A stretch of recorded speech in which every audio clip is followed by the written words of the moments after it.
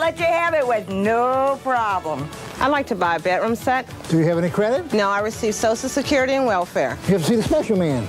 Let her have it. With no problem. I like to buy a living room set. Do you have any credit? No, I filed bankruptcy. You have to see the special man.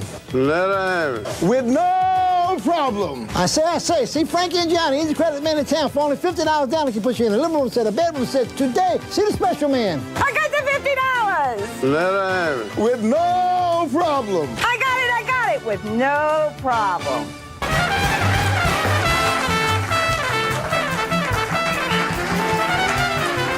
Can we get security to remove the young man there with the coffee cup? Yeah, well, welcome back, folks, to Mastication Station. And as you can tell, Tony and I have switched places. Excuse me, it's ma'am. It is ma'am. It's about time. It's been in my contract that I should be the host at least once every 40 shows. Yes. So now that we're at number 62? 62. You know, there's plants in the way. Yeah. Did you notice that? I did want to see you anyway. I was fine just talking to you without. Yeah, I think we just lost audience members. Comment there, sir. So we switched places because we have a very special guest. One of my older sisters was driving through town. Where are we at again, Tony? We are in Oregon. No, we're in Fort Wayne, Indiana. Oregon. Hey, and there's an audience over here. Can we clap, please? Yep. And how many Fort Wayne audience? How many audience They've members tripled. do we have? There's 60 in the audience. There were Wonderful. 60, now there's 58. 57, 56. Why are they leaving? Because their table's ready. And our sponsor? Our sponsor is a sponsor that we've had a long time ago. They didn't pay the bill, if I remember right, but now they have got Bitcoin, so now they can pay us. They are the Northeast Midwest Lawn Entertainment Incorporated. So what they're going to do is, explain that? It's a group of young'uns, tweens, screenagers that will come to your house and they'll actually play in your yard for you if you're gone on vacation. So they play in your yard to make it look like somebody's home so that the burglars don't come and ransack the flat and take all of your tchotchke. So it's the Northeast Midwest Lawn Entertainment Incorporated. They will play in your yard for you, make you look like you're home. Wow. Back to you. Didn't we have them a couple years ago? A couple years ago, and they didn't pay their bill. Oh, I hope they pay the bill now. In Bitcoin, yes, sir. In Bitcoin. Yeah. You know what Bitcoins are? I have no idea. I'm waiting to see what it is. I think it's on top of a burger. They sear that B into the top of the burger. Actually, I think it's just a little coin. Oh, it's a tiny actually coin. Physical little coin. It's a bit of a coin. And small rocks. Like like pirates, you know, a piece of 8, that kind of thing. Booty. Booty.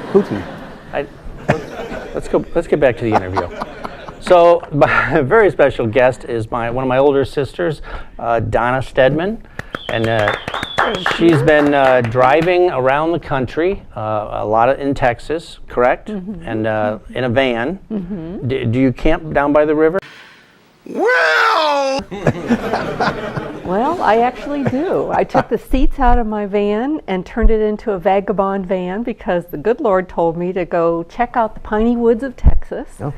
And I wasn't sure exactly why, but I'm doing it, and I love camping out, so I'm just staying at national forests and recreation areas and hiking every day, and just really have been doing that for about 6 months.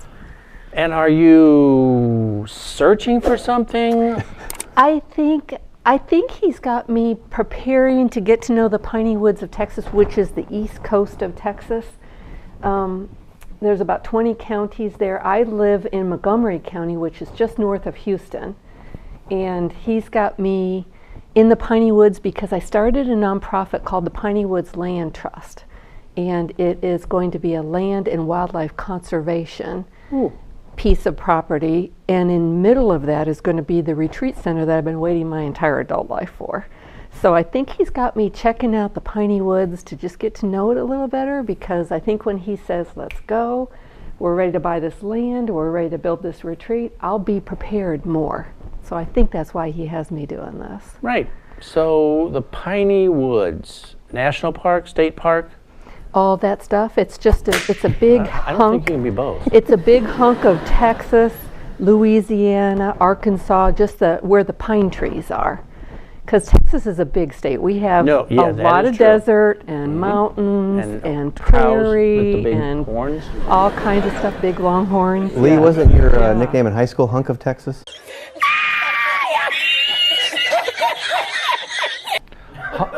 You're close. It was a hunka, Texas. Very Elvis-like, based off of the 40s when I was in high school. Yeah. So you're looking for a place for him, big guy. Right. He's going to go boom, and you're going to build a compound that people will come to and swim. Of course it's a good idea. Do what? No. So it's more like a cult. Opposite of swim. Well, can I tell you the background story? Just Absolutely. a tiny bit. So when I was about 35, which was just a little over 30 years ago, because I'm just getting ready to turn 67, I was looking for my purpose, why I was on this earth, and so I started praying about it. And one day I was at a ladies' retreat with my church, and I had this voice saying in my head, "Donna, this is it." And of course I said, "Excuse me, what the heck are you didn't stand up and say that doing out loud, in my I'm possessed! head?" Because no, this was a whole conversation that I had in my head. But he said, "Well, I'm here to tell you what your purpose is. You're going to have a retreat center like this someday, that it's going to be a place where people come to heal their souls and keep seeking me, and when the time is right, I'll take care of the land, the money, and the people." And so it was a whole hour conversation, and I stopped arguing with him. And in your head? This all was in going my on head. I'd never during a heard church anything service. like this before. No, I was at this ladies' retreat, and we just had lunch, so I was sitting around this table after lunch just chit-chatting with the girls, and I started having this whole conversation. And good to know that it's my only conversation. I'm not schizophrenic, I'm not. Well, it's okay. It doesn't happen to all listen the to the voices time. in your head. You just can't respond to them. That's right. But I just went home on that trip, stopped at the way home, and picked up a movie from Blockbuster. I'd been Catholic raised, non-denominational Christian for the next 20 years, and I just spent the next 20 years searching for what we mean by God, studying everything while I was not killing my husband and raising my 3 children. Check, please. That work against you. That's in a huge future. deal, being married for 40 years. That's a good idea. Yeah, and just spent the next 20 years in preparation, waiting for his timing, and just studying everything from simplicity and sustainability and quantum physics and energy and all the religions and everything that we could know about what we mean by God. I did my homework, Mr. Carter. And started a nonprofit horse retreat in 2012, beginning of 2012. I was just getting 2 horses for me and my sister who had moved down with me at that time. And I was, after having horses and getting a few more rescue horses over the years, I was sitting around a campfire one night with some of my regular riders, and I said, "God, you're going to be starting this friggin' retreat center I've been waiting my entire adult life for by way of these horses, aren't you?" Which horses have been the love of my life. Growing up on our farm in New Haven, I always had horses and animals and being out in nature, and that's kind of what, fed my soul. And so I started Henry's Home Horse and Human Sanctuary and ended up with about 30 rescue horses, giving them a permanent forever home in Conroe, Texas, and served veterans and first responders and thought that was going to be the retreat center, but he said no, that was just preparation. Stepped away 2 years ago, and now he's got me in even deeper preparation for actually building the retreat center. And that's why he has you driving all over So Texas that has and Louisiana. him driving over Texas. Now it's going to be in Texas. Now, does he pay the gas bill? Because No, he does gas not is pay the getting gas pretty bill. expensive these days. But he has promised me the land, the money, and the people. And for 12 years, building my horse sanctuary, right. he did miracle after miracle after miracle. I ended up on this beautiful 21-acre piece of land, horse farm, that was donated to us as our final move. For us to have a nonprofit that lasts for 12 years and still is continuing now, after I had a couple of my board members come in and take over for me, that's very unusual. And we were over $1 million in equity. Wow. And, it's just he just did it. He brought us in $500,000 of donations every year to cover our costs, and I couldn't do that, but he could. Tony has a question. Yeah, how many horses are first responders? There are, actually, we had about 4 or 5, and I know you're being hysterical. No. But the truth is we had 4 or 5 that we got donated from the Houston Mounted Patrol Unit. They're one of the largest horse, and they're all officers. The horses? Yes, Like, the horses they know are how to all walk through, officers. like, around people? They not only know how to walk around people, but they know how to kick that way, and they know how to kick this Oh, way. wow. And they are trained by their riders to do management of control, crowd. Do they have to, like, crowd say, like, control yam stuff. and haw or whatever their language is? I for think they these? use their hands and their feet to Okay. do everything. Wow. Yeah, but we've Horses got have hands. out of our 30-some horses, that we gave a forever home to, half a dozen of them were retired police horses. Wow. So your answer is some of them. Yeah, right. First responder horses. Yeah. Like yeah. dogs. See, I did something. Police dogs. They're officers. Police dogs are. They yeah, are. And they're like service fish. And they're smaller than horses. Yeah. Service fish. Yeah. Do you have a service fish? I used to. You're always in the back of the plane asleep. So if you have a service fish, it's probably dead by now. It's in a carrying case. Oh, okay, that's good then. So can you enlighten our audience about a little bit about your background growing up? Now, you're one of my older sisters. You've got 4 older sisters, Yeah, you should know this. I do. I'm just and I've got 3 Short-term younger memory. brothers. We were a good Catholic family growing up, and I was always the person that took the least amount of energy, effort. I did the least amount that I could get away with in my entire life. That's pretty much me. Everybody else Tony. was really doing good with their lives and stuff, but I was taking the path of least resistance. I was getting kicked out of everything. I got kicked out of Girl Scouts. I got kicked out of everything because I'm just the opposite of a rule follower. I look at rules and I think, well, that makes sense for me you. to do this one, but these 3 don't make any sense to me. I don't even see them. So I kept getting kicked out of everything, including nursing school twice. Oh, I twice. got kicked out of nursing school twice. Oh. Yes, Oh. I think I hold a record there. I'm not sure, but anyways, I ended up moving to Florida because I had to get out of the cold weather. I just don't do cold weather very well. Met a guy, married him, started popping out kids.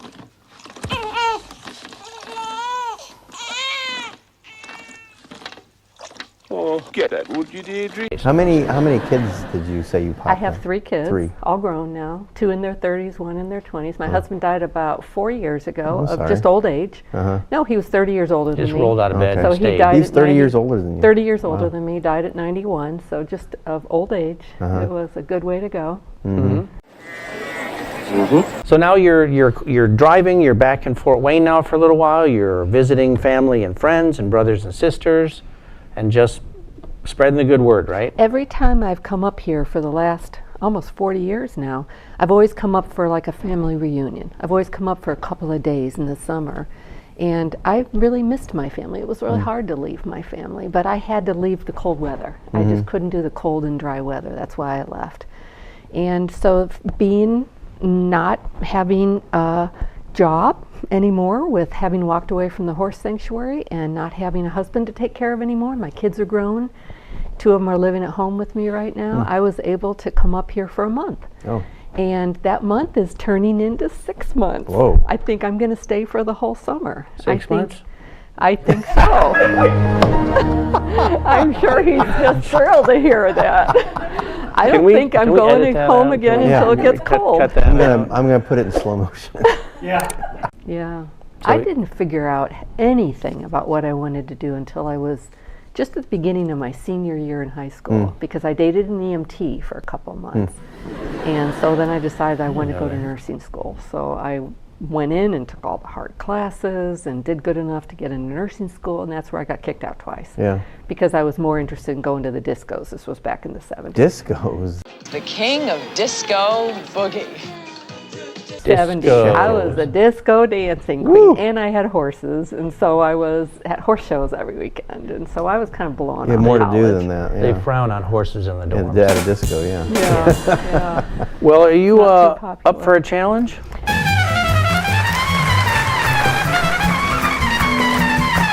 Tony is going to ask, we're going to roll a dice, Okay. and Tony's going to ask us a trivia question from the 80s. Okay. 80s I- only. You were in college in the that. 80s. Yeah, I was in still in college. college. You were in the later, because I I graduated went to college, college. at the beginning of 80s, but mostly late 70s. So late 70s and early 80s Hence for the me. disco and the horses. Yeah. Yeah, I don't think horses. That's when can horses disco wore bell dance. bottoms, I think. Well, my horses probably did, but that's because I did. And so Yeah, they there had you to go. do what I had And to now do. you get those bell bottoms. Yeah. $1 million. And there's skinny jeans now. All right, so roll the dice, Okay. and then Tony will ask a question. Number Question 6. number 6. Oh gosh. Okay, so it is what automaker nixed, you know what nixed means? Yeah. Get away Okay. with. What automaker nixed $7 million worth of advertising from the TV miniseries America? And America was with a K, by the way. It was a miniseries called America where I think we're overrun by Canada or something. So what automaker, so the answer is going to be a kind of a car. What automaker nixed $7 million worth of advertising from the TV miniseries America with a K? I'm going to say Chrysler. I would say Ford, because I have absolutely no idea. The answer is Chrysler. Chrysler is right. Chrysler. Oh, We got 1-0 here. We're how playing. did you know that? We're playing to I 3. randomly, blindly guessed. We're playing. We're gonna play to 3. Yes. Okay, somebody's gonna roll the never dice win. then. Okay, roll the dice. Rolling the dice. A 3. A 3. 3 licks of a 3. Tootsie Roll. 1, Tootsie 2. Pop. Whose death in 1980 did Radio Tehran report with, quote, "The bloodsucker of the century is dead," unquote? Whose death in 1980 did Radio Tehran report with, quote, "The bloodsucker of the century is dead," unquote? Now, you need to say death again so we can understand Thanks a lot. that. Inside joke. Thank you. So it's not somebody from Tehran. Probably not someone from Iran. Yeah. Whose death in 1980 did Radio Tehran report with, "The bloodsucker of the century is dead"? Who was president during 1980? Was it Reagan? Reagan was, well, it was Say that. it was Carter, and but he didn't die. I'm going to The say Shah of Iran? Assad. The answer is the Shah of Iran. Oh, that was a lucky guess. Lucky guess from the audience. Yeah. Can we have security remove the... I think it's 1-1. No kibitzing from the audience. 1-1. We're going to 3. Yeah. Okay, Roll. you get to roll because I obviously suck at rolling. Don't worry, we'll edit all this. 4. 4. What part of her anatomy did Bridget Nielsen have tattooed with the name of beefy pig skinner Mark Gastineau? What part of the anatomy did Bridget Nielsen have tattooed with the name of beefy pig skinner? That means football player.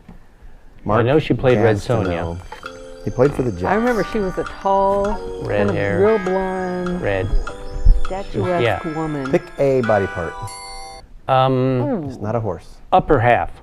I would say chest. Upper half. Nice. Area. It was the buttocks. The buttocks. Oh, Next. Playing to 2.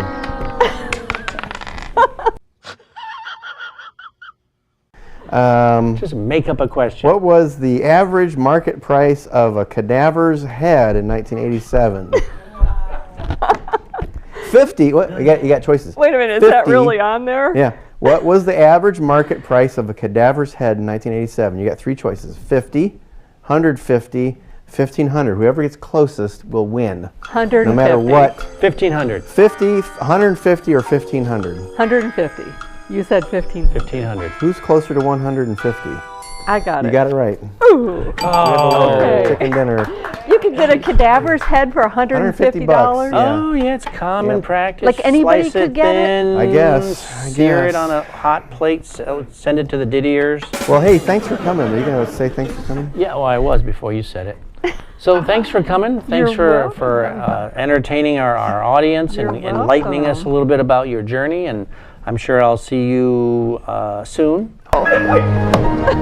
Thank you. Thank And, you. we I appreciate wish I you. had your sense of humor, but you I don't. don't. No, you don't. Nobody No. has your sense of humor. It's No. a one of a kind. Yes.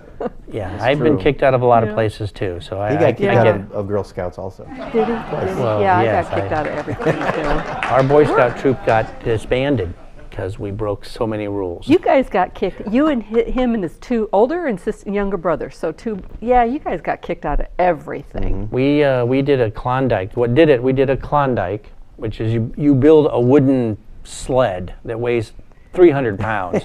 You put all your gear in it, and then you push this wooden sled in the winter through a trail, and you have to stop at certain places and do Boy Scout things. So we crossed, there was a bridge. We crossed the bridge, and then we dismantled the bridge. So the people So that your competitors so the couldn't get competitors behind across? us, because you went in installments, like our troop, then 10 minutes later, then another troop. So we thought, well, the best way to win is to make sure our competitors can't cross the bridge. So we dismantled the bridge, went through the rest of the things, did super good, and then got to the end, and we thought, we should win this because we got the most points. And then our leader was taken aside and talked to, and then he came back and he said, I don't understand what happened, but you guys have been disqualified. It's only a game. Why you have to be mad? You guys got disqualified from pretty much everything, didn't you? We, like you, saw rules as a guideline. Yeah. Suggestions. How fast can you break all of them? How fast, but we had a great time. Yeah. I thought we won. Yeah. We should have won. You should have won. I think you should have won. Well, thanks for coming. Well, thank you so much for having me. Thank you. Yes. Now you're immortalized by the other 61 guests.